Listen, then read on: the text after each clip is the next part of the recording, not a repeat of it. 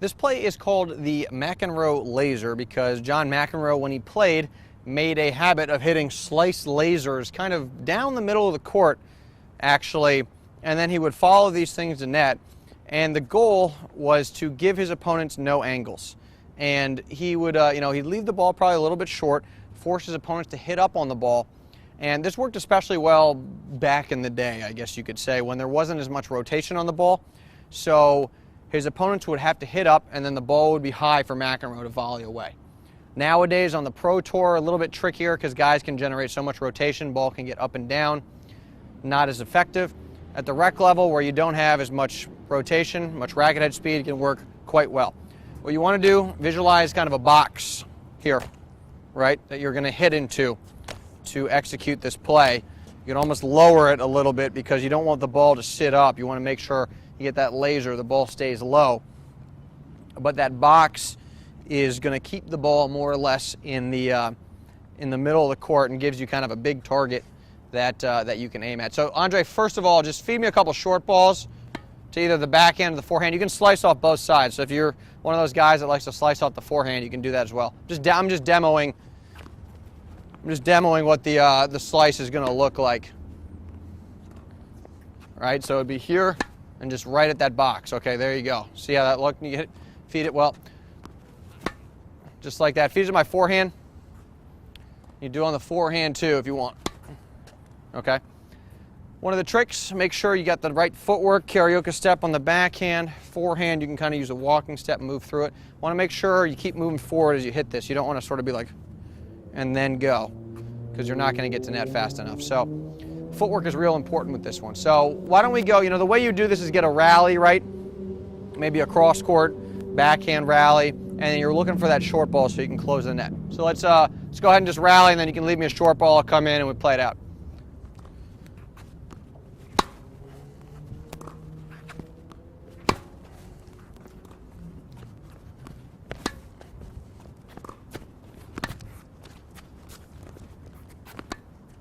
All right.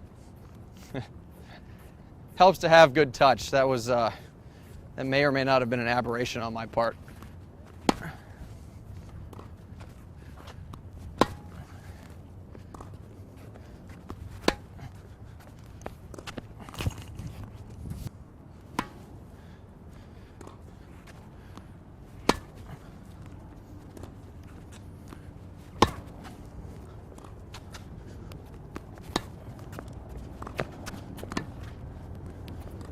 Ooh, all right.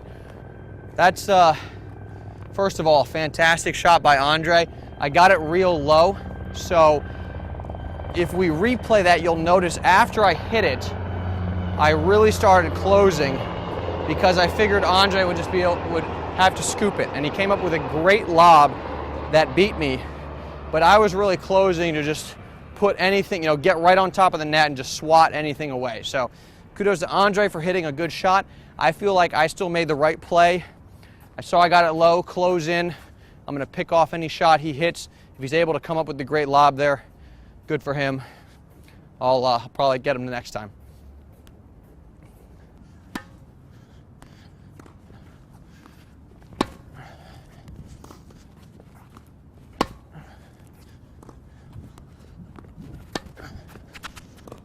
Yep, good shot. Sometimes that'll happen. You could hear, if you heard that, Andre mishit it a little bit, and that accounted for some of the angle. So if your opponent mishits it, you should be kind of happy even if he comes up with the winner, because probably in a good position to win that point.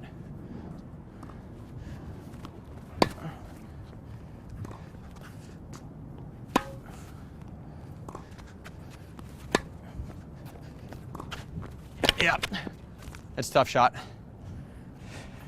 So that one, my problem was I wasn't, I left it a little too deep. Ball sat up, probably hit it a teeny bit too hard.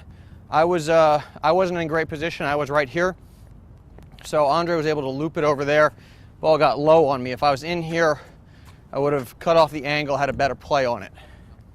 So one other suggestion is kind of slide the slice at your opponent's backhand, typically less racket head speed. So we saw Andre pass me a couple times. memory serves, those are off his forehand. So I'll probably have a better shot if I send the next couple to the backhand side, where there's not as much, you know, not as dynamic.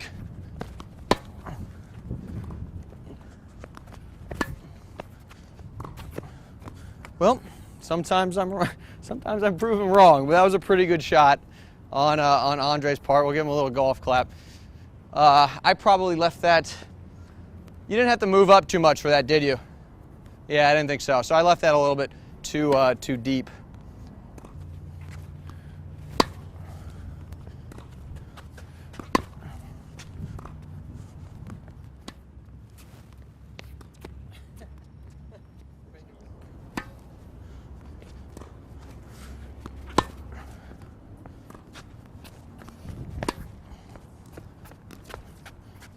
All right, do it again.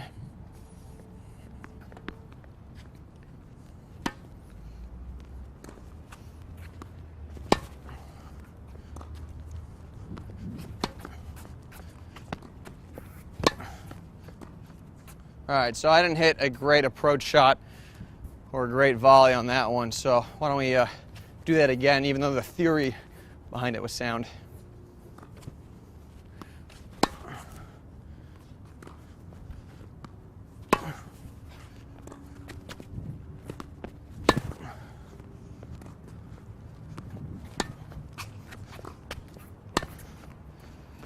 All right, there we go. Yeah, the goal, get something in this area.